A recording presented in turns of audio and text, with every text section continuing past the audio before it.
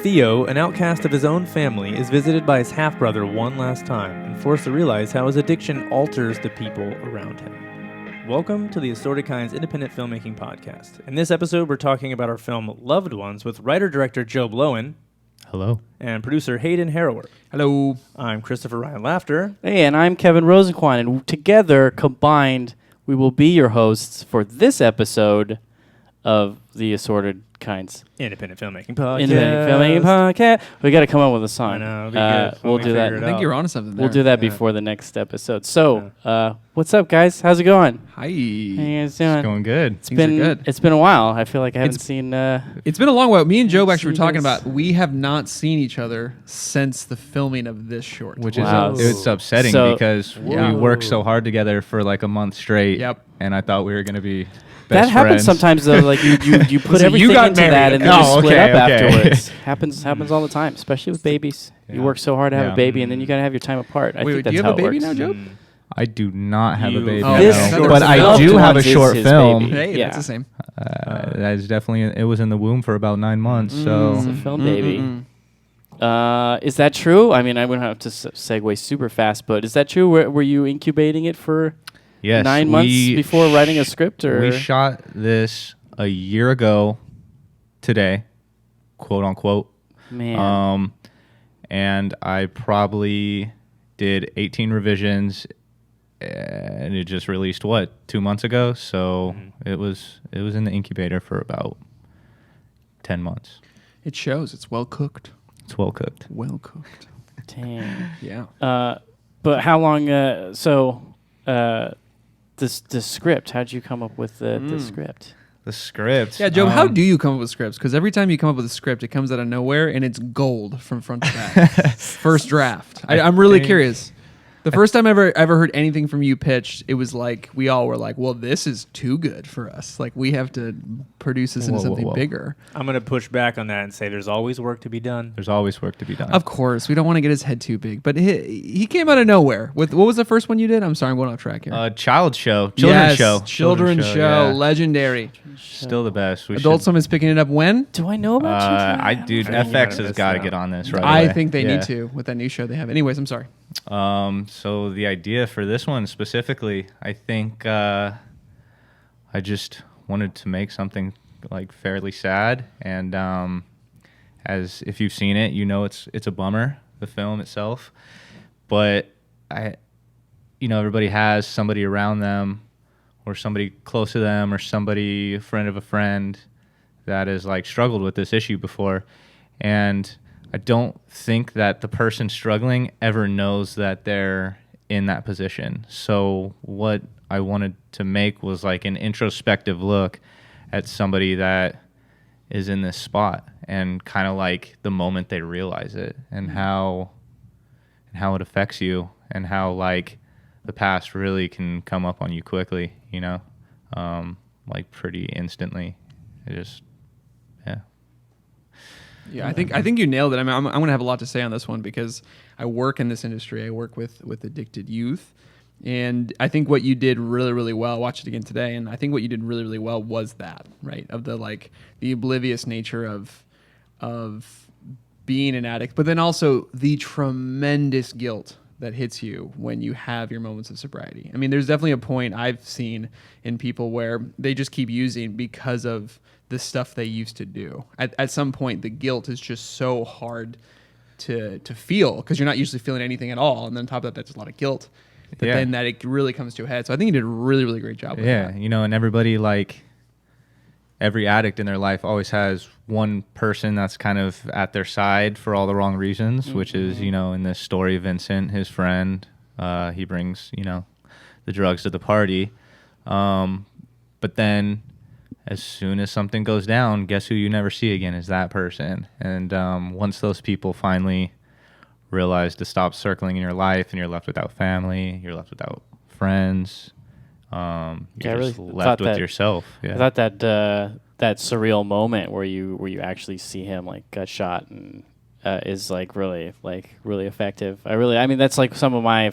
It's funny to talk about like favorite parts, when there's like, I guess some of the most affecting parts were when it kind of was almost like a Nightmare on Elm Street kind of like you don't know when you're gonna dip in and out of it. And once you show that to the audience, it's like that you're got tension through the whole rest of the short, wondering like when he's gonna dip back into another hallucination like that. Yeah, and I think especially with like the ending scene, you know, it's like if you commit suicide, is it really you that's pulling the trigger? You know, like, is that really your friend that you saw on the couch? Like, what's really real? You know, I mean, the idea that like anybody wakes up and honestly says like today's the day is probably not often. I feel like it's something comes over you and takes control of you, and that's what was trying to be represented with the last scene, is that he's like so manifested by this nasty past that it wasn't even him. It was like on autopilot, you know. Right. It shows brainwashed by that television, right. showing the news, showing all the fights he's been in, like. Right. It shows like how easy it is to become like overwhelmed. Like yeah. It's that part of like intense depression is that sort of being overwhelmed, and that it kind of like hits you like a wave, and at that point like there is no other solutions out there other than like just like, you know, ending it, getting it done with. Sometimes, you know, one shot to change your life, but that could honestly, you know, the end is open-ended, you know. You guys were all there on set. We know that there is another ending, although that is not in the final view.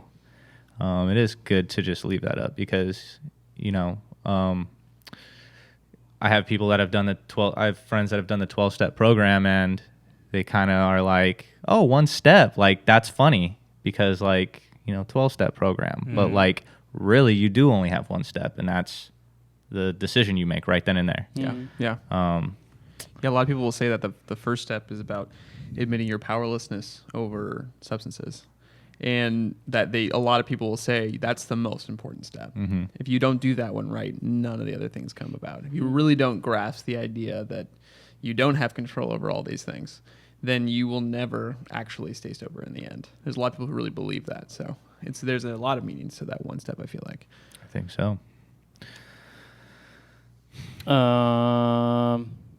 What else is there anything else in the screenplay concept stuff? Like there was, so it wasn't, so the ending was different from what you originally so I actually cut about like 2 major scenes out of the final. So the original writing was based on a Ghost of Christmas Past style story, where he's visited by these apparitions, in the form of his father, George, and then his brother, and then that all leads him to rekindle with his mother.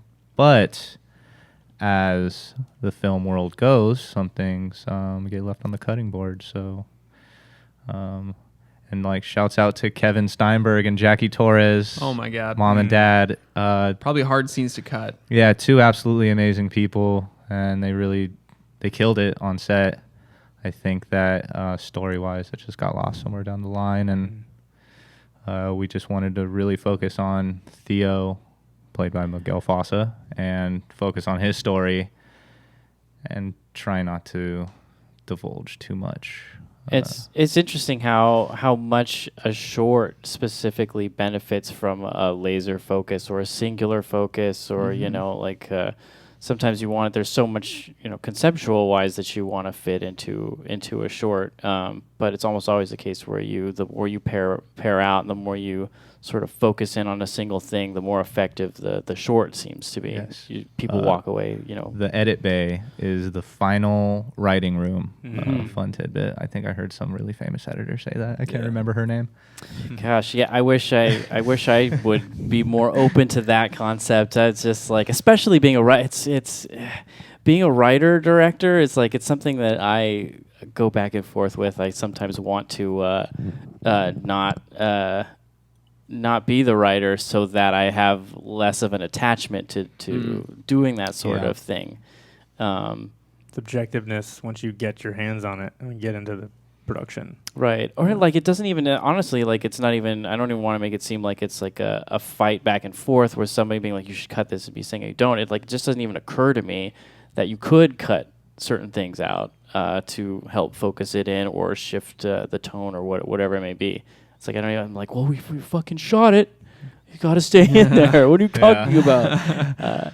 And then I was talking to my editor for a thing that I'm doing now, and he's editing Sabrina Teenage Witch Show right now, and he says that they're constantly shooting many scenes over what your standard TV length is, and they're like it's expected that they're going to cut out. Yeah, they're going to bring in executives. They're all going to weigh in, and they're going to cut out certain scenes. Yeah, So I'm like, it's what? definitely expected, and you should always plan for that. I mean, like, do your best to complete the script, obviously, and if your film is like you shoot it on the day of, and you get into the edit room and you edit that thing in 1 week, and that's it. And wow, this is amazing, but that's just not realistic. It's gonna change. I mean, it's crazy that we spent like $15,000 on that car crash that we didn't use, Oh my God. Yeah, we had to get the fire department out there, and I just cut it. To get Michael Bay to advise on that was just also... Yeah, the pyrotechnics were insane, but I felt it was a bit too much for a humble short. Well, so. They all did it for free, though. It was all donated, like everybody on Assorted The fire Kinds. was donated. We all donate everything. Okay, the reason we didn't use it is because we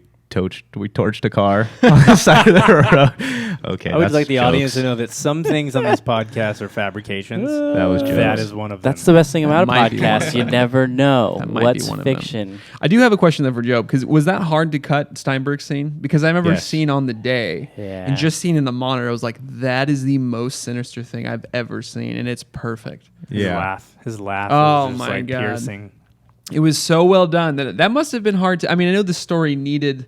Right, you couldn't just cut out. I'm sure. I mean, Jackie's scenes were amazing as well. But if you were already deciding I'm not going to do the mom thing, you probably had to do the dad thing too. But man, that must have been hard. I think it just got a lot of like people really like connected with that scene, I think. But then once it was over, it almost made the rest of the movie feel like Kevin was missing from the rest of the movie. Kevin, you did so too it was much. like, yo, this scene is great, but why isn't the dad like coming back at the end, or what? Where's his full circle? Where's his arch? And I'm like, oh no, he's just like the first mental lapse. He's like, he's not even real, guys. Like, come on, just understand it. But then once I cut it out, I just got way better feedback on the story itself, and it hurt for sure. I sent Kevin his scenes edited, but Thank goodness. Cool.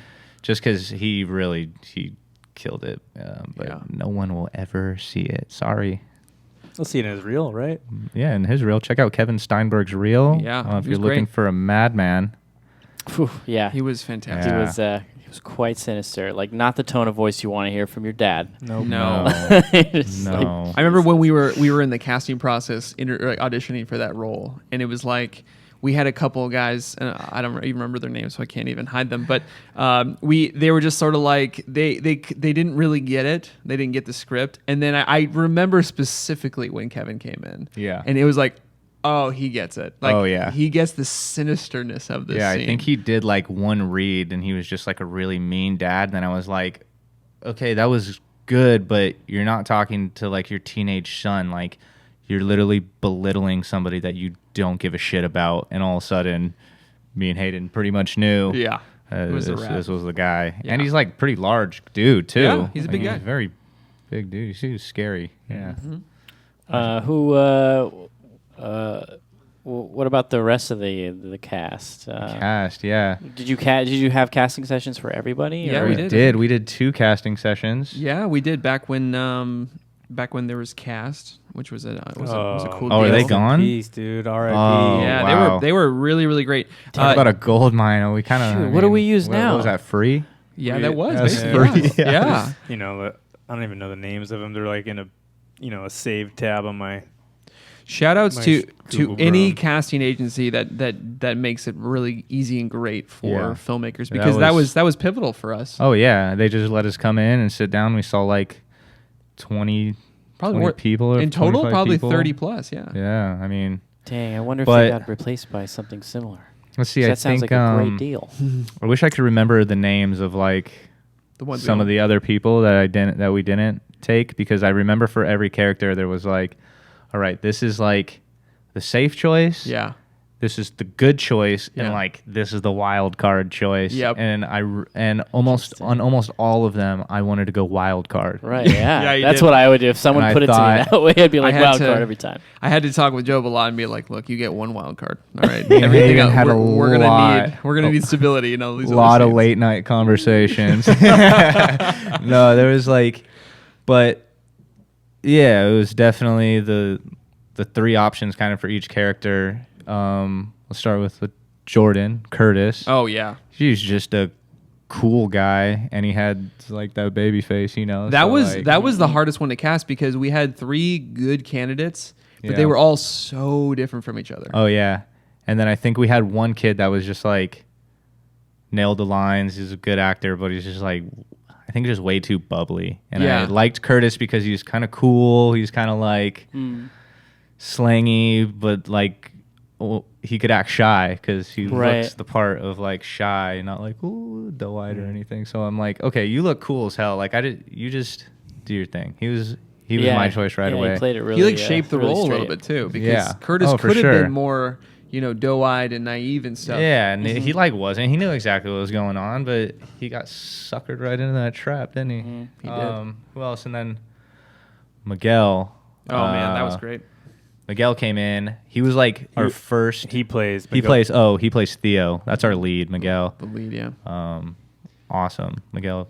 You're awesome. If I remember correctly, he auditioned late in the day. No, he was the first one on day 2. Oh, that's right. Yeah, like we sat down for day 2, and he came in first, and it was almost like, oh well, shit. So Miguel was an interesting choice, but then we had another guy.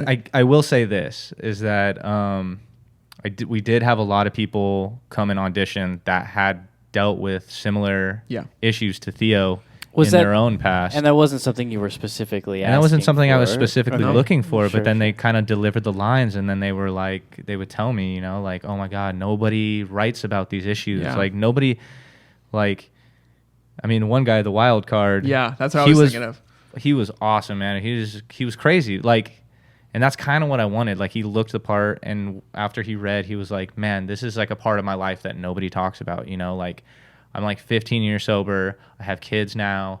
And like, when I see like addicts on television, they're made out to be like, he's like, I know what I was thinking, and this is how I felt. And I was like, nobody gets to talk about that. So we got a lot of that kind of sick feedback, and that was great. Yeah, it's great to get that early before you start shooting. Like in the casting. But yeah, when Miguel came in, dude started doing push-ups right away. Yeah. And then literally just like he shed like an Indian tear, and like it was pretty epic. Wow. Pretty epic. He was just yeah. great. I mean, he's someone who will go down in my memory as like an actor's actor. Like he was about as method as can get.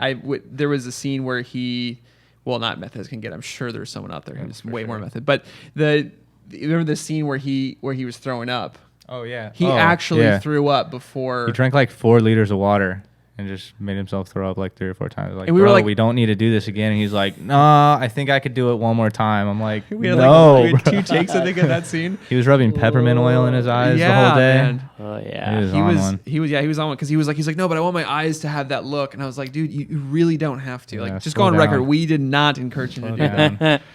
But he did. He was great. And just to end it, Lou Radford, who's our ace in the now hole. done. Yeah, he is a ASK official, and he was a shoo-in. Like he showed up. Yeah. Funny story. There was a bit of a production error, and his call time was 5 p.m. Yeah. And I went to bed at maybe 3 o'clock in the morning the night before the shoot. Yeah. And I got a call at 5 in the morning. I Right. said, "Hey, bro, where is everybody? Oh, where the hell are you shit. guys? Am I at the right place?" I'm like, Oh no. Yeah, so Take a PM, nap, dude. not Take a AM. nap for a bit. So those who have listened to the Oh, podcast gosh. have heard that I have had a circuitous journey through ASK, through Assorted Kinds. It all worked out. I learned a lot through these things, and as a producer, you got one job on the end of the shoot, and that's to man. send out the right One call job! times.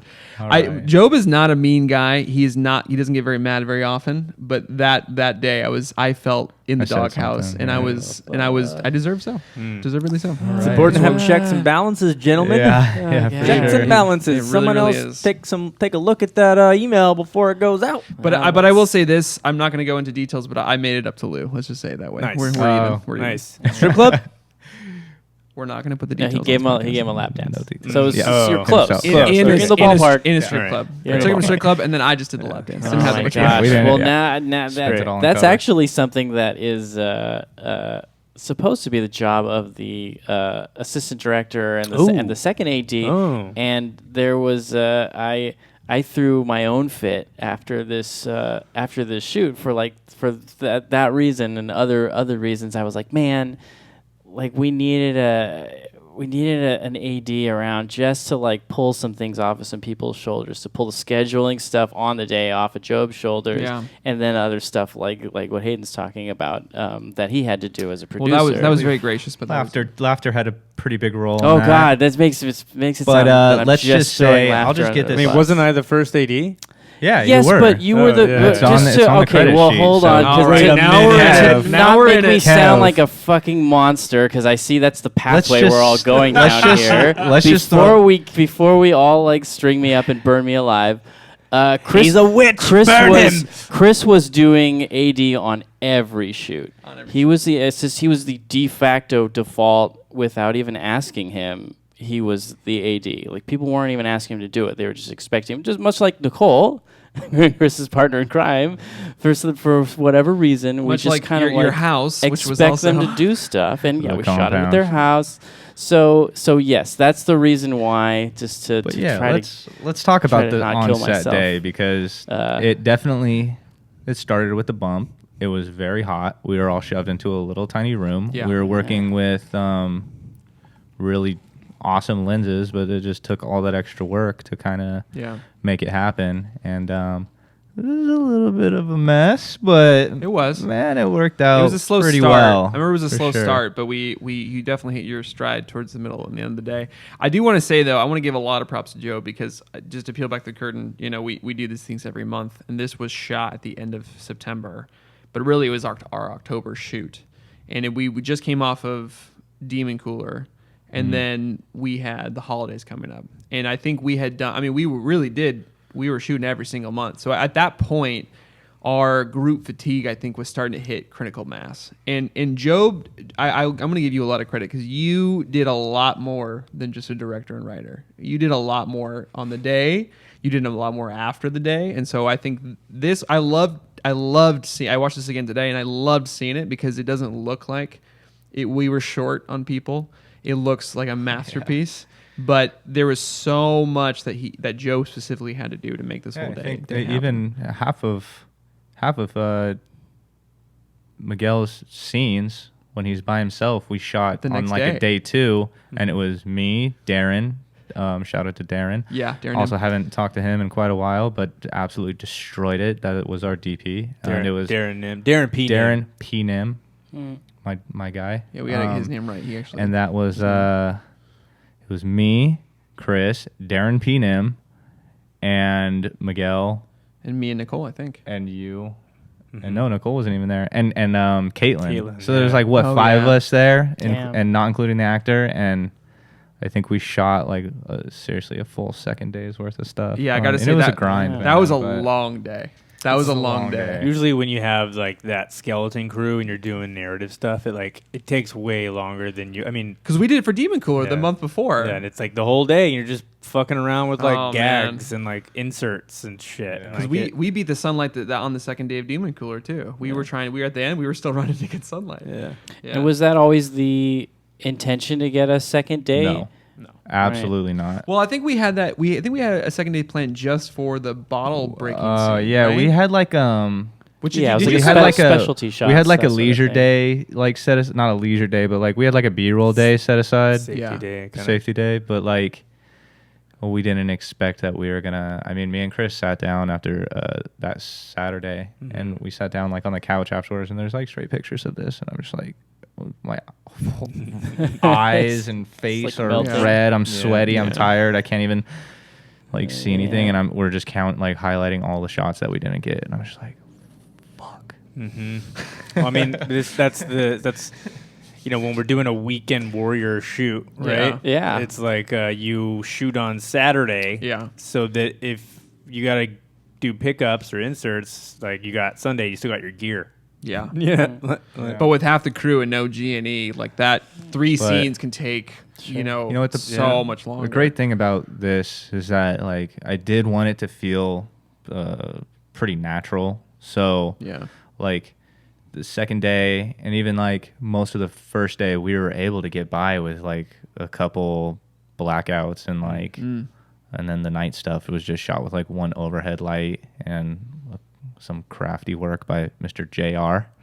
Oh yeah, J.R. Krause. J.R. Krause. Was he the gaffer on that one? Yeah. Yes, and Excellent as always. and like to me too, it felt super natural. And then, whatever didn't match.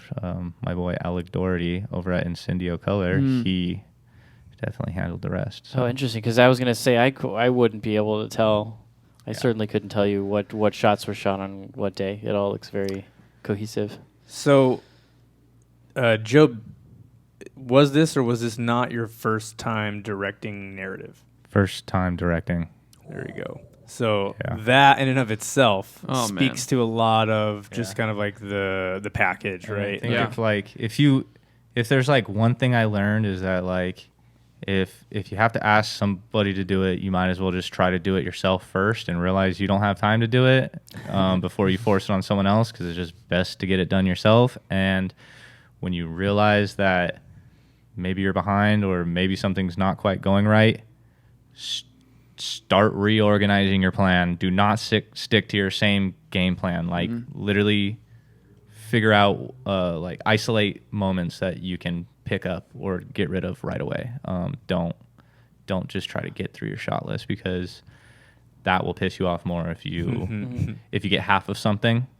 Like you got like half of this scene, but like just get that whole scene and maybe lose something else that's not as important. Right. I think that's the only thing that I learned, man. I think we all learned a lot of stuff on this particular shoot that I've seen carried on.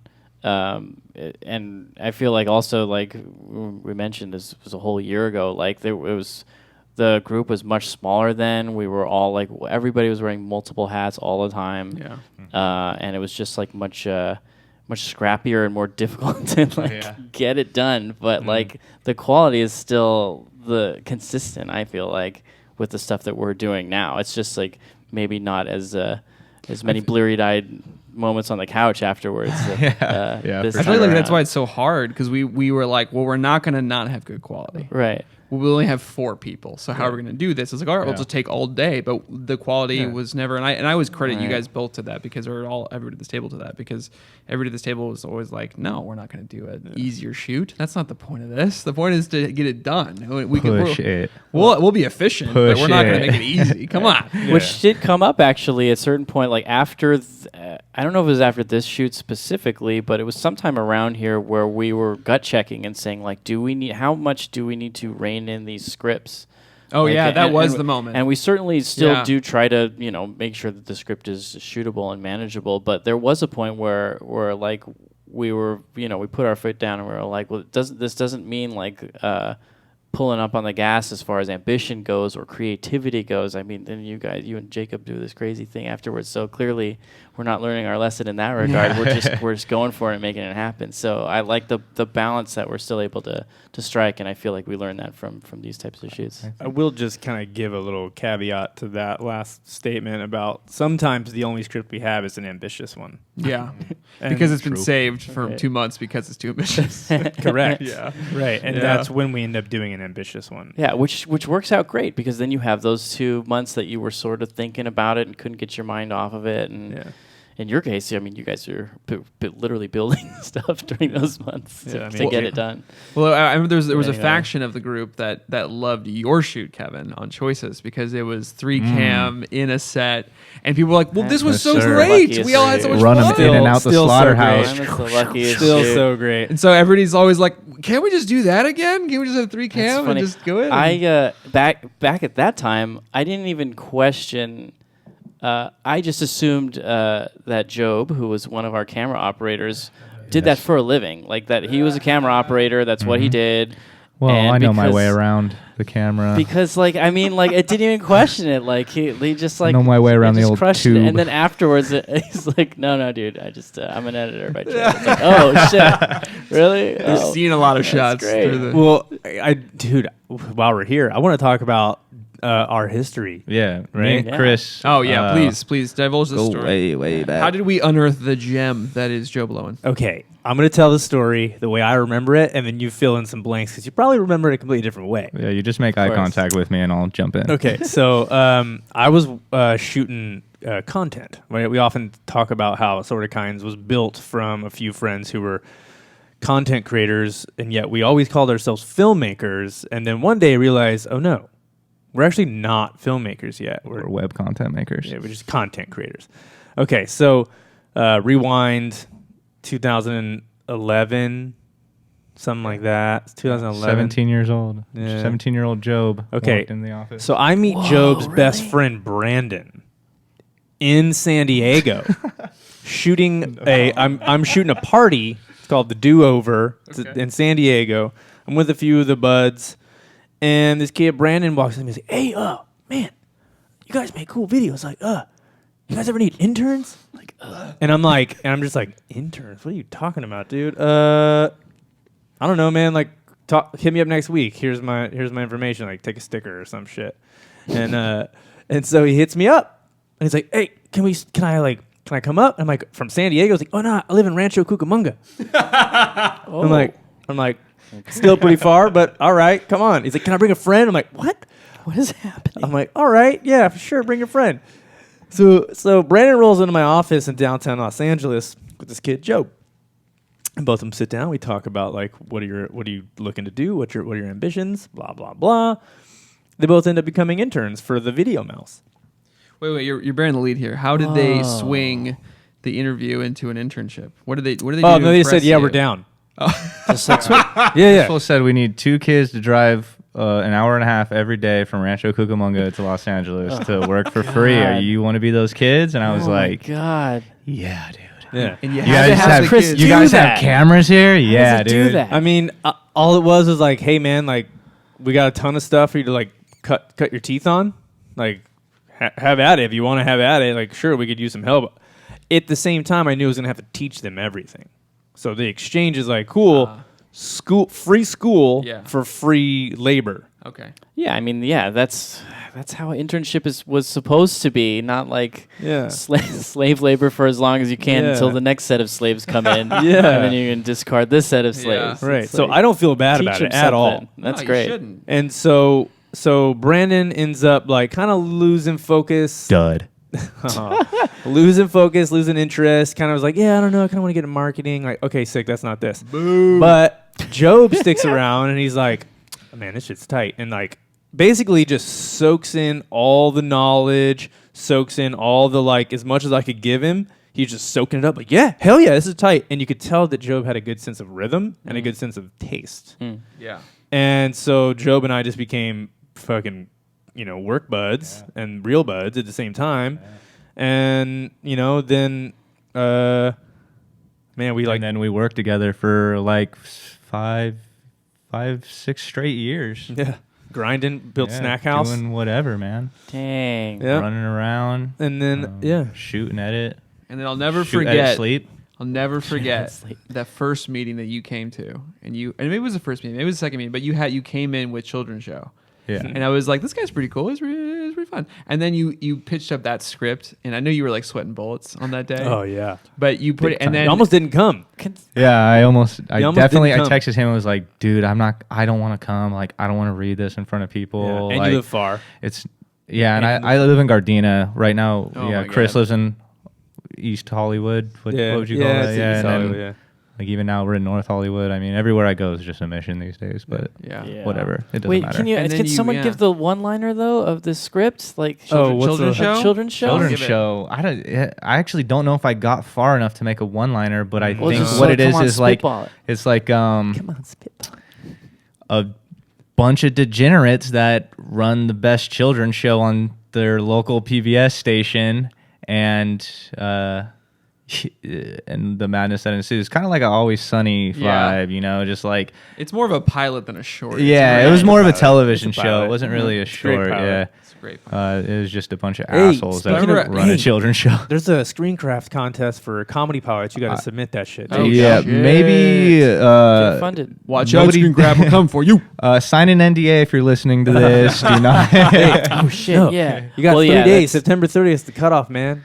Should got- I? We'll talk about it Look afterwards. into it. We got But yeah, I gotta remember, put some work into after it. you read that, I was like, "Oh, this guy is for real." And then and then I talked to Chris, and Chris was like, "No, he was like a pizza man before I grabbed him." And I was like, "What? Dang. You're telling me he didn't go to USC for no writing?" free publicity, so I won't say where I worked, but I was working with Laughter for free, and I was delivering pizzas in Rancho until one day he said, "Hey, dude, we're going to Coachella, and then after that, we're going to fucking Florida or something." Like, and I quit right on the spot and like dipped out. Like, and I think that was like later.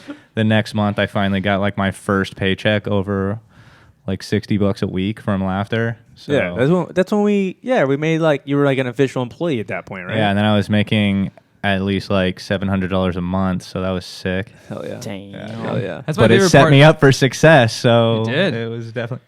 That's That my was favorite. some high fiving. That's my favorite part about Assorted Kinds is that there's a really healthy mix of like guys who really went to film school and really did all the hard work and paved the way for the rest of us. And then there's a bunch of scrubs who are just like, I love movies though. Can I just do this? And then like a lot of people, I mean, you're way more legit than me, but like a lot of people can really cut their teeth and really make it, you know? The answer is yes, no matter what the Yes. situation.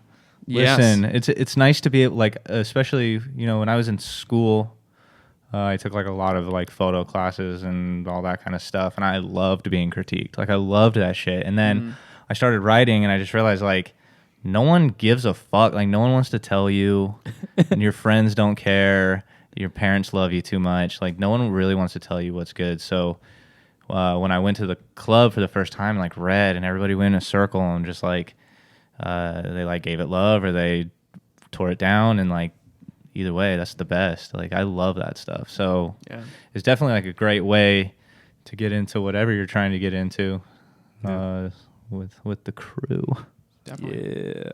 Yeah. Definitely. Well, okay. Hey, woo. That was a detour. Yeah. All right. Yeah, That was tangent. great. I mean, we kind of dove into posts already. Yeah, I mean, don't know you if got. there's I would much love more. to talk Yeah, about what- post. Yeah, for man, I feel sure. like I that's could do honest, I could dude. do a whole hour on post. Then- Yeah, then I let's- have like the whole other story is Yeah. the post Let's because get when into some more post stuff, because really all we talked about, was the two major scenes that were cut, and 'Cause then it did was you- just a long period. did you cut out the bottle breaking scene?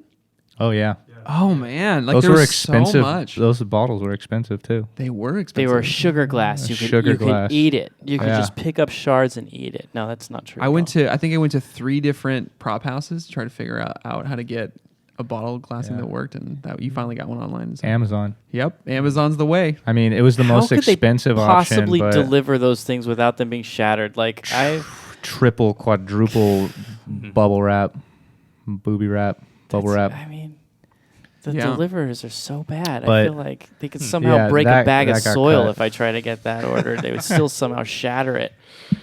Anyways, let's Talk about post. do That's my post. favorite thing. I do. I am an editor. I edit every single day. So I couldn't wait to start editing my first short film, and then I made a cut, and then I made another cut, and then I made another cut, and it slowly got harder and harder to work on for a long time. Were you okay between each of these cuts though? Were you getting notes? Were you sending them out? Were you Couple just notes refining here them and there. on A your couple own? times I got a couple notes from some of the people in the crew, and then because they saw like a lot of like really early versions where I'd show it and be like, yeah, this is sick, dude, and then I'd sit back and watch it and then just be like, oh, and then for like the last few months of it, it was like me and I'd work on it for like 2 days straight, and then I'd just be so like upset about like how it turned out. It's like, oh, I didn't get it. Like this isn't gonna work. I can't make this happen. And then I would do another version, and all it takes is maybe a sound effect. And all of a sudden I threw in an extra sound effect. And then I'm like, this still just doesn't make sense. How do I make this make sense? Well, I called Miguel and Jordan on the phone and had them do that intro scene, which is like, yeah, maybe you're not supposed to start a short with like credits, but I loved it. I told him today for the fact of like getting the point across that like these two are brothers essentially, like I had to do that, you know, and I was like, okay, there's another problem fixed. God, I mean, that's still too long. I wouldn't even consider that was a thing that came in that late into the game. Oh, like way it really late in the just game. seems. Yeah. It seems like a stylistic Yeah. choice. Like it made the whole thing seem way more cinematic. I mean, Yeah. and then like you were you were like, oh, we don't do shorts with, but I'm like, no, but I love that. I mean, like, okay, buckle in. We're in for a real thing Yeah. here. because too, and then it's like once you cut out of like the where the dad scene was, like cutting that completely out. Now I had to stitch two different scenes together without a transition. Like the transition's gone. Yeah. So then it's Right, it's like, all House okay, of how do we Cards. do this? We throw some sound effects in here and find maybe a take that's maybe bad, or maybe he's looking in the wrong spot and now he's looking in the right spot. Like that was wrong for the first scene, but now it's great for this scene. Wow. But then it's just some people just kind of like make their decisions and they don't want to go back. But if you really decide to go back and you like kind of problem solve a little bit, I think that's what saved this flick to me, in all honesty, is like going back, just cutting fat until there was not like 1% body fat on this thing and then making it work somehow. I don't know. Do you think you could have made it work if you didn't work primarily in editing and post? I think it would be a different film completely. Yeah. I mean, not to say that like, Because to stick with it for that long in post and then to keep going at it, I mean, you had to have like all that. for me to be able to sit down with all the takes and like the technical know-how to be able to watch it down 100 different ways. And I sure had like nights where I would like wake up like out of bed and be like, I'm just gonna work on this for like another hour or something. Damn. And that's when all of a sudden stuff just happens, you know. But if you're not like gonna sit with an editor that's willing to do that with you right in your face, like it could have turned out a lot different. I think. It's like a blessing and a curse. Like Yeah. like you are that editor, so you can always do that. But Exactly. then like you can't escape yourself either, or get feedback from exactly. another person It either. was- So like that would drive me Right, into yeah. psychosis. Oh, for sure. Like me too. I always need like reassurance, but it just comes to the point where it's like, I don't know. I know it's not working, and once you like cut that hump off of like just getting over it and you get it down to a certain place, then at that point, like the small decision making, you just got to keep that like same mentality as like, dude, I already hacked off like 5 minutes of this piece. I Right. might as well just cut off this extra 3 secones. That's interesting. Yeah. Whatever. At that point, it doesn't matter. It doesn't matter, It's dude. like, I mean, make but it work. what was hilarious is I hired Alec, my colorist, and I hired Dave, my sound guy. Moniker. Dave Williams. There it is, Dave Williams. We knew it all along. That's my dog. I'm so upset that I just been calling him Dave Make Noise since Dave Makes Noise since I started following him on Instagram. So I hired Alec and then I hired Dave, and I was like, hey guys, like, yeah, I'm gonna send you guys both a reference and then check the reference out, you know, and get back to me and I'll send you all the deliverables. And then as soon as I sent that email out, I went to check my reference and I watched it all and I was like, I can't send this to them. Like, this is not the final. And I ended up just like ghosting both of them and working on it for 3 days straight. And I think I re-edited like backwards and in circles and started trying to add new scenes. And I started rearranging scenes and I literally tore apart my whole edit. And then finally, like, they hit me up like days later and they're like, dude, so where's the reference? Like, I'm going to make time for this. Can you please send it?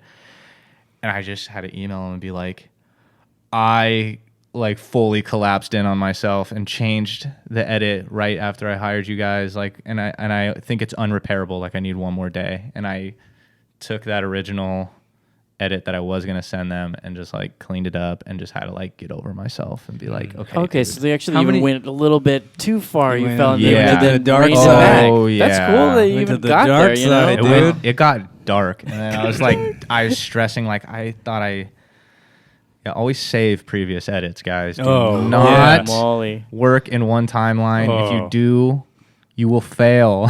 Also, don't edit anything on Final Cut X. Oh, yeah. Don't To that use reason. Final Cut. To that Dude, end. every single adjustment you're gonna make, you just duplicate and start working on it again. Like man. you're gonna have 48. Yeah. Guess what? Sequences. It's gonna slow your project down eventually. Your project is gonna get slow because you're gonna have 36 versions in there. Oh, so but many guess timelines. what? Start a new project. No. You can always Yeah. go back to the old one. Oh my god! Duplicate everything, you dummies. You're a madman. I want you to do the editing seminar where that's the whole time you're just berating God. people like, look, dummies. Oh, I could. How I far? could throw a fit about organization, by the way. Oh, That's yeah, great. workflow. You should. Workflow. You should. How many months in was that moment That was after the shoot? How many months? what day did we release? Shit, I don't know, man. My concept August of time is jacked. 19th. We released August 19th. Mm-hmm. So what's the month that comes before August? July. July? That would have Yeah. been in July. So No way. yeah, I was like, because I thought I had it, and then it was like that moment of like, hey, we want to release it this day. So then I was like, I got to jump back into this thing and like really Hold on. figure it out. Can you Deadlines. just, for the sake of the audience, can you just we filmed this at the end of September 2018. 2018. Yeah. And then you spent how many months? I probably had eight? I probably had a first cut.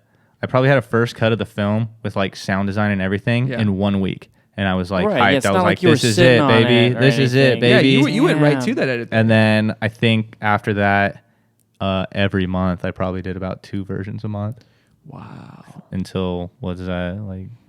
Oh, fuck, Gosh, dude, who such knows? a lot. math And or you months. got married right after we filmed this, right? Yeah. And so your wife must have been like, so this Oh, is no, dude. this is My, it. This is what we're. this is what I We get married. married, and you're just in your edit bay every This is night. what I edit a lot of polished videos these days, and I do it all from my bedroom, guys. So Wow. I just put the headphones on. My wife sleeps with the TV on anyway, so what's just a secondary screen Oh my god! blowing up Not the a big room, deal. you know? True love. Okay. I want there to be like this like white noise machine that helps you sleep that she needs, and it's just the sound of you fucking editing, just like clicking every so often and typing shit. She'll I just hear can't me sleep every now without and hearing then. that anymore. I need it. She just hears it every now and then, like, what the? I need to hear Jimmy Hands Kimmel, over and the then I need face. to hear someone typing. She's like, stop Command Zing. Yeah. Oh man, that's good. El Yo, Chapo. Marley's a Wow. champ though. Marley like championed this dude. Like I remember when Jobe and Marley met. We were shooting a Oh, yeah. party. That was at the office. So you Oh, basically. she came to the office first. Came to the office. She came to the office first. I met my wife at the office that I worked at with last So day. you basically Dang, owe everything to Chris. no. No, my bro. God. Life finds a Whoa, way, man, but yeah, Yeah. I just want to you stir know what that I mean. pot. yeah. The only Sure. Stir it up good. But sure.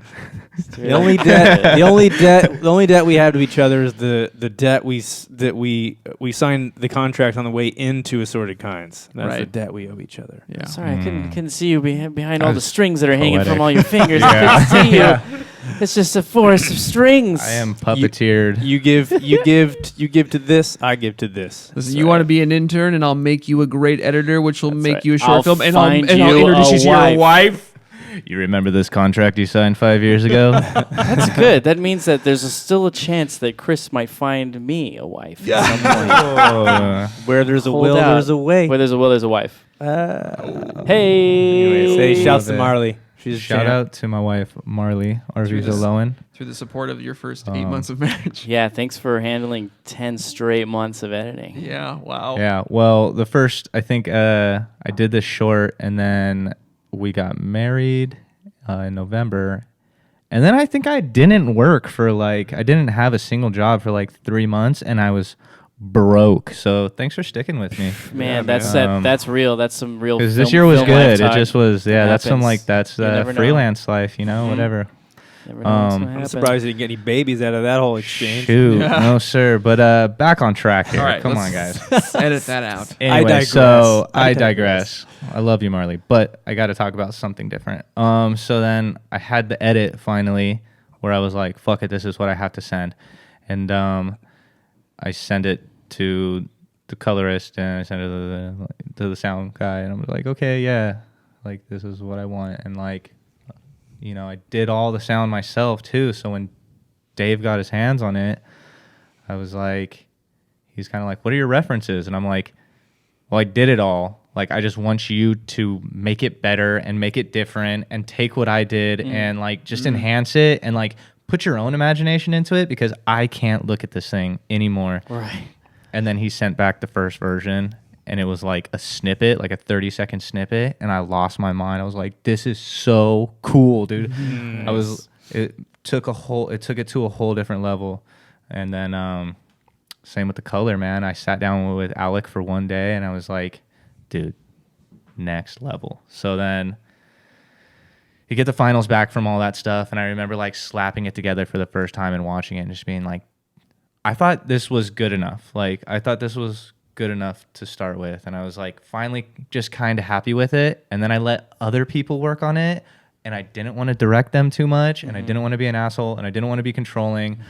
I only had $500, you know, like, please just do it because you want to do it and do whatever the hell you want. And I slapped that bad boy together and it blew my mind. And then I was like, this is epic. God, it's so interesting that like people should take note of that because I feel like I had the same experience and I've had similar experiences where you just hand it over and you don't be too controlling over it. I mean, you vetted the people, you know who you're handing it to, right. But beyond that, like you don't have to. I feel like people might be very concerned with like how much hands off can you get away with before you lose your baby or whatever. But it's almost always ends up like blowing your mind. It comes back to you and just enhanced. You gotta kind of like let.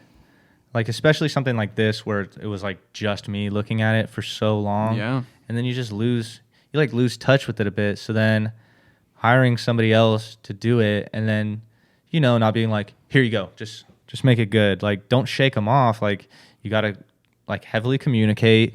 You just kind of got to like, you got to have an idea of what's there, just what to tell them. But then as soon as they like take the reins, it's like, yes, dude, that's on you. And I will just communicate fully to the fullest. Try stuff, do whatever. I'll tell you if it's working, if it's not working. And I think like he sold me some like super heavy effects at first. And then I was like, yeah, that's fucking awesome. Now just like hone it. And then boom. And we ended up with like this final piece and it's so epic. And I think, I mean, even being an editor, you get directors that are like really hands-on and they know exactly what they want, exactly what it needs to be, and they're right over your shoulder and it's red light, green light, red light, green light. But I think, man, just like you hired these people for a reason, so it's really just important to let them run with it sometimes. I feel like there's like two ways of collaborating. Quotes. There's like, I want you to be my hand. Yeah. And then there's like, no, you're an independent person who has their thoughts, and I'm going to trust those thoughts to do something different to what I've done. And you know, that's a relationship too. Like, especially like when I edit a video with a client for the first time, it's my first time meeting them. Usually that's how it always starts, is I'm just the hands. Like, I am the hands that I'm putting this together for you. And then if they like me and they get it and maybe I surprise them with something and they're into it, then the next one is always different. It's always, dude, I can't wait to see what you come up with. Like, and that always feels great. Yeah. Those are the people that you want to work with. And especially like on this, like David Williams will do the sound on everything I do from here on out. Like, he was recommended to me by a friend, and as soon as this dude touched that shit, I was like, you're going to be on everything forever, my guy. Yeah, that's why you see, like, I guess directors, you see a lot with directors and DPs, like hiring the same DP over and over again, but it kind of fits with all the crew. Like, once something locks in, you don't want to let them go. Why would you do that? A little bit of trust. I do have a random question related to sound and color and stuff. I fucking loved the cuts of the car. Oh, shout out to Anthony Morales. How did you film that, or does that? No, that is my good friend Anthony Morales, who's in New York now. He's we don't even ever talk. What a jerk! He just went so East Coast, dude. He was on Demon Cooler up in the East Coast. But my dog. I had a nickname for him. So he did a music video with a band called Candy. Okay. And it was directed by Anthony and shot by Ian Hurdle. And Mr. Good Vibes. That's what I called him. I think like from the get, when even on set, I was like, as soon as I saw the video, I was like, hey, dude, can I use this to play on the TV while it's like in the room, like while he's tripping out? Like, can I play this shit on the TV? And he's like, oh, hell yeah, man. I was like, sick. And then, so it ended up kind of like becoming a piece of the film already. And then I got down the line and I wanted to set up another day to shoot with Darren, but it just never happened. Where we're like shooting a car, and I just didn't want to do it. And then I just asked him, I was like, hey bro, can you send me some raw footage from your candy shoot? And he was like, not a problem.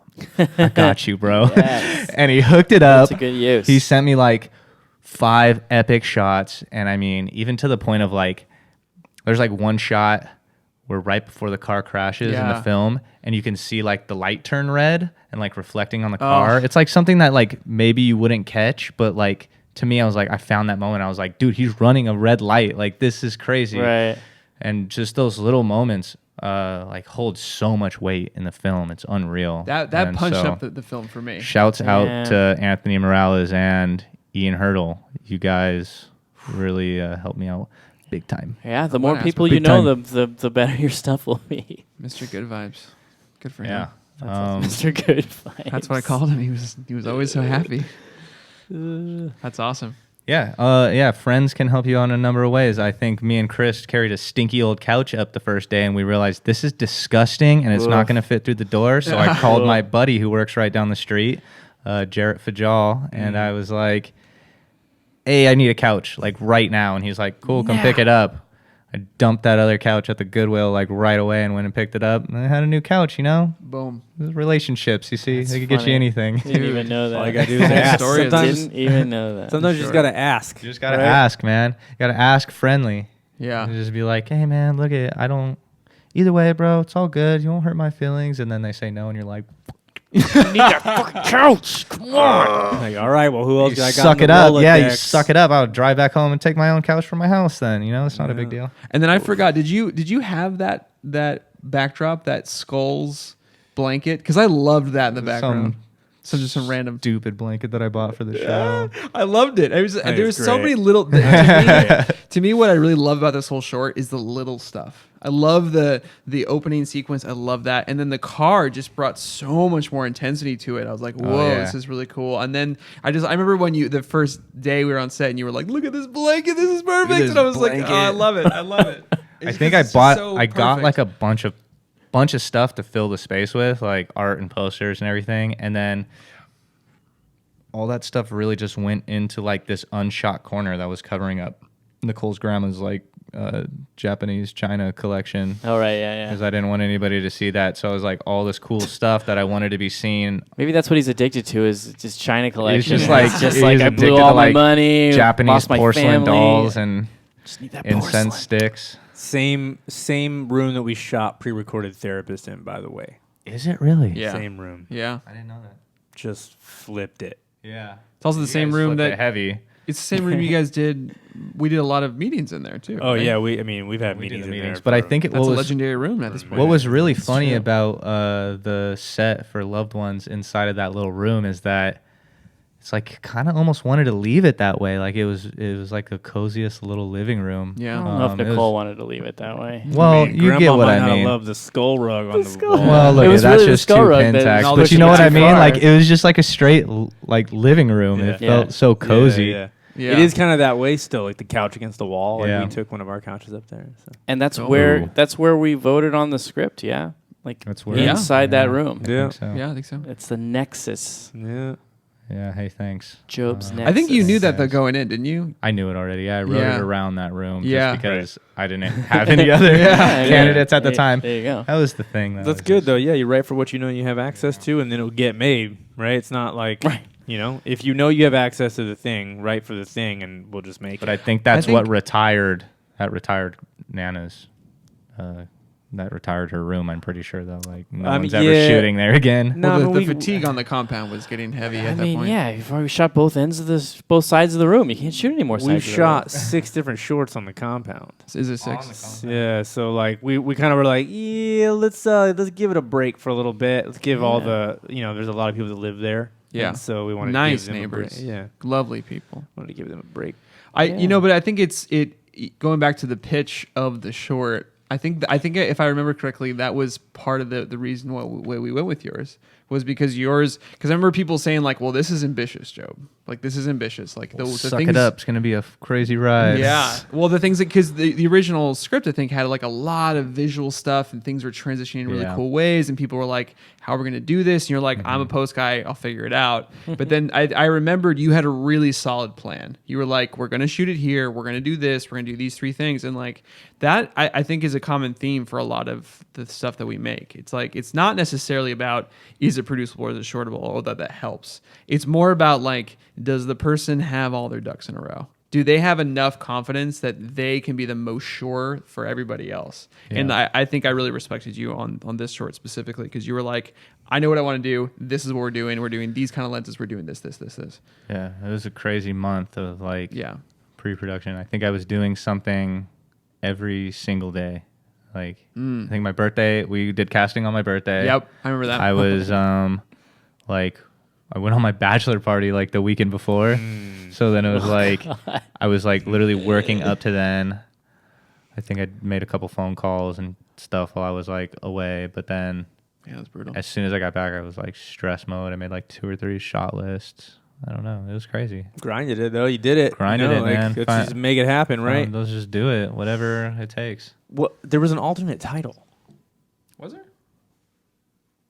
Oh yeah. Well, yeah. I'm trying to remember what it was. It was long. It was. It was really long. Weren't we crazy, Theo? Yeah. Weren't we crazy, Theo? That was the original script. That was was called original. Weren't We Crazy? Weren't we crazy, Theo? I think the original idea too is though that like everybody like the dad, he kind of said like, you're losing it, you're crazy, and then George comes back and says, weren't we crazy, Theo? And then at the end, the mom was supposed to give like a, are you fucking crazy? Like you lost your mind, like you're talking to your dead brother on the phone, but it's like me here. So there was like the theme of like, weren't we crazy, Theo? And I still feel like that scene with George is like my favorite. Still. Yeah. Shout out to Anthony Pascal Anthony Jr. Pascal Jr. Oh my Holy God, cow. dude. Oh, dude, I The apologize. nicest man. The nicest man. Nicest guy. How did I?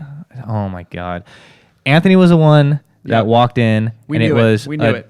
It was a dead given.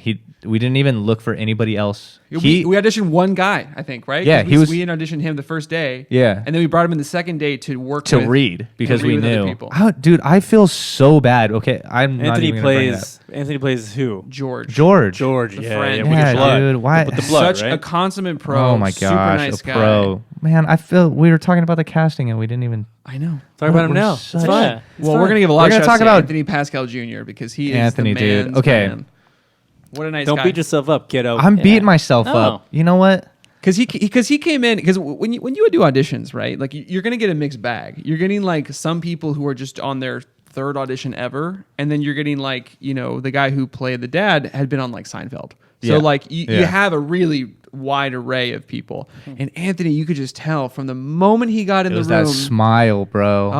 We're in love with him, honestly. He got it. Like as soon as he, Yeah. because we just sent him the size, whatever, and Sides, yeah. and like he was the only one. He sat down, he did, it, and we're like, cool. You want to come back tomorrow and read with everybody?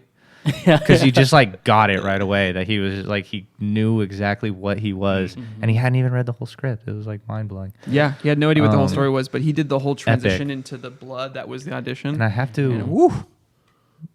I have to apologize for something. Is that I had spelt his name wrong in the YouTube version. Not You his. can't change it. That's the problem. So with that was the YouTube. problem. Is like Fuck, we YouTube. uploaded it on a rush, and then I was like, dude, I'm missing the H. But Anthony, if you're listening, that is fixed in all the new versions. For It's just everything at There you go. screeners and everything that's festivals. new. It's all fixed, man. I can't change the YouTube video, bro. keep I just those- can't Nobody do watches it. YouTube You gotta anymore. keep those 400 I views, mean, bro. yeah, really. YouTube's so I don't have. I stupid. could literally start over and like get those.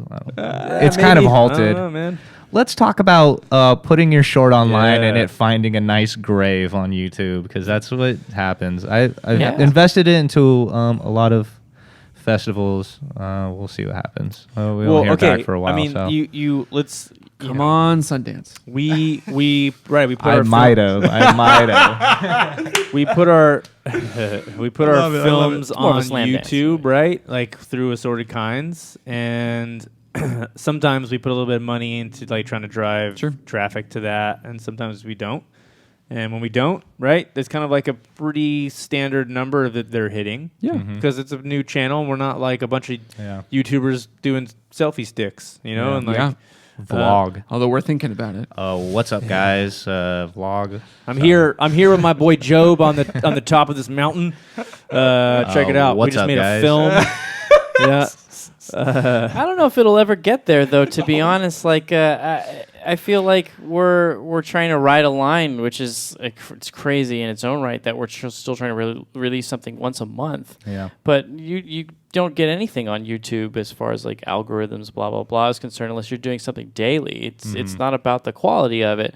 So at some point, at least I had to, and this was after putting, Chris was talking about putting money into it. It was something that I did, and I, feel like I learned what I learned out of it, but I definitely pulled away from the whole concept of marketing things to get more views on YouTube or Facebook or whatever it may be. It just was very soured over the whole thing and made me question the whole, like, what the fuck am I even, like, what am I doing it for? I mean, I think What's it's the point? safe. It's safe to say that we're putting a lot of resources into writing it, into developing it, into shooting it, into post. I mean, And we the have- website and everything, and the too. website and all the things we've done digitally. Like it's incredible. I mean, you'd have to be a phenom in every sense of the word to then do the same level of quality in the marketing realm. Like, there's only so many resources Right. we have. Right? I mean, like, I don't know. I think we're learning a lot about that process for sure. But like, Yeah. I mean, wow. I mean, think that's a I'm beast just- of its own. I think once I posted it and once I was like, it's up, and Yeah. like the people that I know closely, of course, they were able to see it and share it. I was like, man, it's just Yeah. a number, dude. Who cares? Yeah, I and mean, you know what? In the end of things, like if it gets into a festival or two, like rad, because then more people will see it. Mm-hmm. But at the end of the day, it's like for me, it's for Assorted Kinds, it's for all the people that worked on it, Right. to say we did this, and then shit, I got that in my back pocket for like, Yeah. how like this is the first thing I made. This is what I made. Now, Right. like I can do it. So I also who feel like cares if I'm getting 1,000 views? Like it doesn't matter really. the crazy I mean, it optimist. hurts a little, but it doesn't matter, you know. But the crazy optimist in me too believes that we just keep doing this for a while. There's gonna be one Yeah. that hits it viral, and then everybody's gonna go back to that word. Well, we haven't even we haven't even like jumped off into the whole Assorted Kinds, entity online and this thing that consists of a whole bunch of shorts. Like we're just barely Yeah. getting that thing I started. think- We don't know what the result of that is, and that's sort of where I'm kind of finding my line is like I'm very interested in Assorted Kinds as a site, as a organization, as a collection of a bunch of like very just separate shorts, which is like one of the best things about your short is like Yeah. it finally is one that's like gets Just a little darker and serious, It's which a I little just, different. Yeah, I'm That's what I so like. grateful for having that on our roster. definitely. I think it's one of those things too, is that it's like the brand itself, Assorted Kinds, is still so young and we're catching traction. Yeah. And I know for a fact that I don't really sit on YouTube a lot, but like I know people do. And you come across something like this and then you just start watching down the line, Yeah, you that's- know? It's kind of what I think is gonna happen at That's some what point. I'm interested in. There's, and YouTube is a very specific audience, too. We've talked about this a couple times, I think, but like YouTube is the masses. That's where most of like the kids who come home from school and they're just like go Oh, yeah. dork around on YouTube. They're gonna just like watch stuff and they're gonna watch their like favorite YouTubers and like Minecraft. they might come across Straight up, some dude. short films. They're like, oh, what are these? They might not, because it might not be in their kind of like line of sight, but it's there for if they want to find it. Yeah. Then you have Vimeo, right? We had the kind of Yeah. point of contention early on about like YouTube or Vimeo. Yeah. Like, well, Vimeo is where like the filmmakers are, the Right. artists are, the studios are kind of looking over there and like, cool. Well, we're gonna go we're going to go to the festival route. If you want to get in front of like other filmmakers and you want to get in front of studios, we'll like go the festival route. And then we're going to kind of like put our eggs in the YouTube basket for now. That may change. We may realize like, well, let's do both. But then you split where you're driving viewers but we're, at this point when we're getting like average 500 views on a video, like, does it matter? Not really. No. We're doing it for us. We're doing it for us. Man. But it's that compounded growth, right? Where like we keep stacking videos on top of videos, and we have all this assorted kind of stories and filmmakers, and the stories that go along with the making of the films are equally as important. That's why these podcasts are super important for us to get to actually talk about it. There's so much additional stuff. I feel like you can't talk about Assorted Kinds without talking about how it came to be and what the intention is of the people of it. Sure. Like our brand isn't really the videos necessarily, although I do like that Assorted Kinds is sort of like, I don't know, I think it should be like the mission almost to be like, what haven't we done and how can we make it more assorted? Sure, right? yeah. Which I think is great because Jobe, you kind of hit that dark corner. It's like, cool, we have that dark corner now and we have these other disparate corners. But like, yeah, I don't know. It's interesting. I've been working with, people making shorts, and maybe they're one short that they get to make that they're putting all their money into, whatever, since like 2005. And it's always the same thing. Like they'll put it into festivals or whatever, and it's just this short. It's this little short that's just floating around in a sea of just like a trillion shorts, and they're trying so hard for this one thing. Everybody looks at it as just like, yeah, it's just a little, it's a drop in the bucket. But now I can say like, hey, check out Choices. It's like you got to scroll down a bit. Go to Assorted Kinds. You're going to have to scroll down a bit because all of our shorts, I get to say our shorts. Yeah. Like we've got all this stuff, and I can talk about it every month. Yeah. There's some people who shot a short, 5 years ago, and every so often you'll see them post again. Hey, that short I did 5 years ago. I'm still doing. I'm doing a thing with it, and it's like that's all they have, and they're finding it harder and harder to make it relevant month after month because you just can't. It's the same short. Yeah. But this you can talk about. Yeah. I can talk about this as my work, month after month. It's fucking great. It's like when we all have some sort of connectivity to each of the projects, right? Yeah. Whether we're behind the scenes, lifting up and supporting the filmmaker who's behind it, or whether we're just showing up to set and holding the boomstick, or whether we're, like helping out in post, or whether we're helping out in the writing workshops, or all these things. Like that's the ecosystem of support that Assorted Kinds is for all the people involved, and that's what makes it so special. And it was what makes me so excited to stand behind it. Yeah. It makes, it doesn't make any of us any income. We're just doing it because this is something we talked about doing for so long with each other. But the value out of it, I mean, income at this point. Like Chris is raking it. Don't let him pull the wool over your eyes. He's that puppet master, dude, with all them strings just dangling. I thought it was his well-crafted beard. Turns out it's just a ton of strings hanging from his chin. Puppet master. Let's go. Let's make sure the audience knows what's fabricated and what's not. That's right. His beard is fabricated. It's just out of strings. I'm gonna stop this metaphor and ask. Okay, so it's been a year, and we were just talking about making short after short. What's the plan? Is there a plan for more shorts? Are you coming back to us? Come back to us. God, I hope so. I have a lot of scripts written. All right. They're all gold. That's amazing. I think I just try. There is a guideline, in case you guys don't know. There's a guideline for an Assorted Kinds short, and there's a specific way we want to shoot these things, and not to like downplay simplicity, but that's really where we want to keep it. A couple characters in a room, And the problem I have is I keep writing. I want more. I want to make it bigger. But I do have a couple scripts that are really feasible to make. And just the difference is me buying studio time for the crew, or me, it's just bigger and bigger props. Me renting out a permit for the street and hustling the crew and really trying to produce it correctly. So whether I'm ready, financially, first of all, and then skill level I'm there. Anybody's there skill level, but is whether you're ready or not to do it. The interesting thing is just like waiting, you know? right now is I feel like we're just starting to figure out the like multi-month pre-production for larger projects. It was starting to, because at the time it was actually like part of our kind of strict rules was just like once you vote on it, you only have that 30 days to do pre-pro, and that's part of just kind of reining it in and everything. But we're definitely like starting to work out.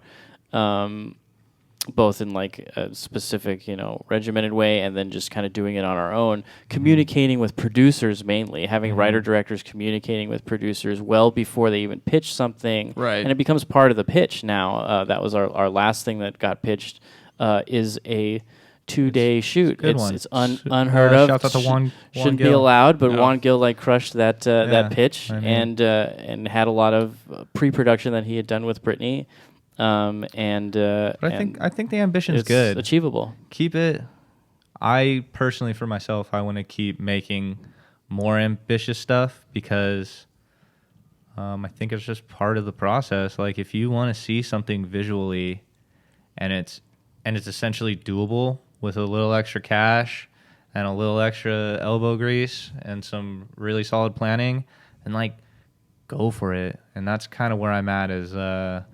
Just when do I want to just take the next jump? Because I just read a script for Laughter the other day. I don't know. It's not bad. It could use some love, but like that would be a fun one to make. I like it. And these are the first steps. Like we don't even need to think necessarily. I feel like it's almost like we're thinking about the decision is either do we shoot it or do we not shoot it. And there's like tons of communication and just kind of like whipping scripts around, talking with people about. Isn't that like the perfect analogy if you're on a studio budget?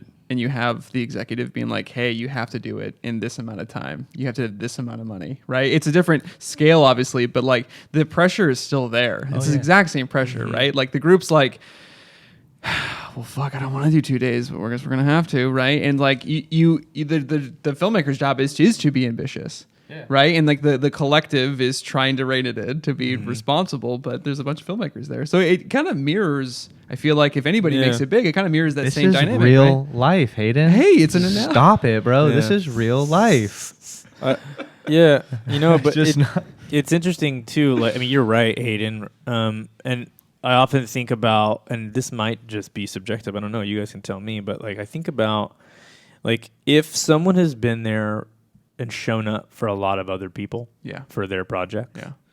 And then they bring a script that's like, hey, I want to do this 2-day script. You're going to I think you're going to have the support of all the people you helped prior to make that one happen. Right. Agreed. But if you show up with this super ambitious script that's a 2-day script and you haven't been there for anybody else, like, beat it. It's a trust thing for sure. Yeah. It's you got to develop that trust with people. Yeah. This is that kind of like ebb and flow, give and take that we kind of create a system around of just like, hey, like I've spent 10 years in Los Angeles giving as much as I could give, right? And very seldom did I feel it was reciprocated from that people I was giving it to because they were giving me a little bit of money, right? Because there was any money exchanged. Right. What I gave was bought. Yeah. Right. Yeah. And that's what created I was kind of resentful about it in time. Right. And I was like, I don't even want it to be about that. I want it to be about like, let's look each other in the face and say, I got you.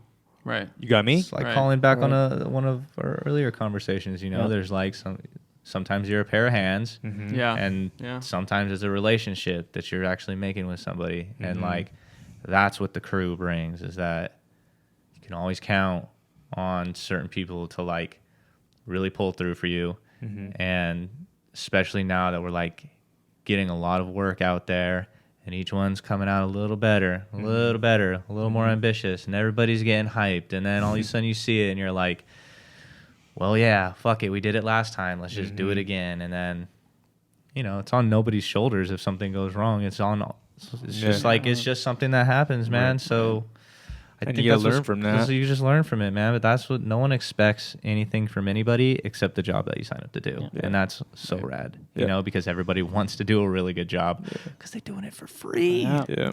Well, Assorted Kinds is they're playing the long game. They're playing the long game for shorts. Long con. Hey, Put that on the website. Plant, Put it the somewhere long it's on game the for bottom. shorts. The bottom of the scroll. You Ooh. scroll all the way down until you see that quote. Because right now it's We do the Friends we do Helping the Friends long game Make for Films, shorts. comma monthly. Yeah, Maybe which we is change that's what that to is. the long game for shorts for a little while and see how it plays. We play the We long should game have bad for shorts. one. Shorts with a big inseam. That's stupid. That's stupid. All right, Oh, wait, kids. We're let's- Should we- taking submissions for our We're Yeah, rally we'll a put few Jobe's more, up huh? there. We'll put my quote up there, and Yeah. we'll see where they put a rank. little poll on there. Let you guys vote on which one you want to hear. Kind of like See. Jobe's. I kind of like Jobe's. I'm not gonna lie. It's so you shorts know with I a kind long of do inseam. too. There you go. The Say that inseam gets again. me. Shorts with a long inseam. inseam. Hold on, one person. Shorts with a long inseam. Inseam. Yeah, see, like yeah. my But shorts it's have a just- real it's short too inseam technical right to be now. a good bite. see what People you're be saying. think we're making fucking clothes or something. Yeah. We're not. Oh, I thought we were. We were. Wait a minute. What? Actually, Wait. you can now go and buy your own Assorted What is this Kinds all clothes. Hold on. What? Okay, merch. sorry, We got I'm merch. shell- We're I'm- playing around merch. I Just- jumped into Oh, okay. shilling merch Yeah. mode. I I just do automatically. see the Automatically. Come on. Rosen-Quan tee. Oh yeah, you Is want, that part of the merch? You want your own? I mean, no, you can get that exclusively at kevinshirt.com. Whoa, bud. You can get that at kevinshirt.com. This is a Rosen-Quan Damn. Dairy See what just Queen happened? logo. Yeah. You can get your own there. Yeah.